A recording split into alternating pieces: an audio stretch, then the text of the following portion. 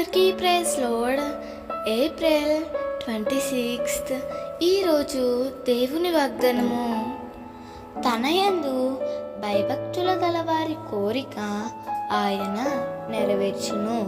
కీర్తనలు 145:19.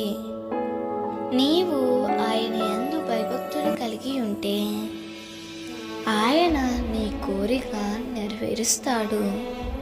ఆనాడు అబ్రహాము దేవుని మాట విని తన దేశాన్ని, తన బంధువులని విడిచి వచ్చాడు. దేవుని మార్గంలో తన అడుగులు స్థిరపరచుకొని ఎంతో భయభక్తులతో జీవించాడు. అలా జీవించిన అబ్రహాము నాకు సంతానం కావాలని ప్రభువును వేడుకున్నాడు.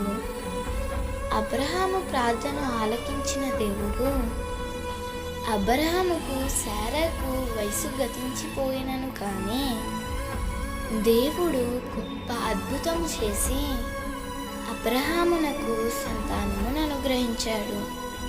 అంత మాత్రమే కాదు కానీ కానానులో అడుగుపెట్టే స్థలం లేనప్పుడు ఈ దేశాన్ని నీకిస్తానని దేవుడు వాగ్దానం చేసి ఆ వాగ్దానాన్ని దేవుడు నెరవేర్చాడు.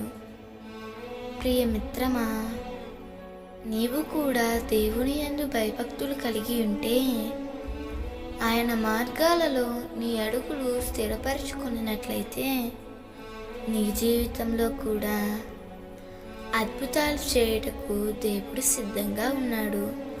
మరి దేవుని యందు భయభక్తులు కలిగి ఉంటావా? దేవుడు ఈ వాగ్దానము నీ జీవితంలో నిశ్చయముగా నెరవేర్చునుగాక. ఆమేన్.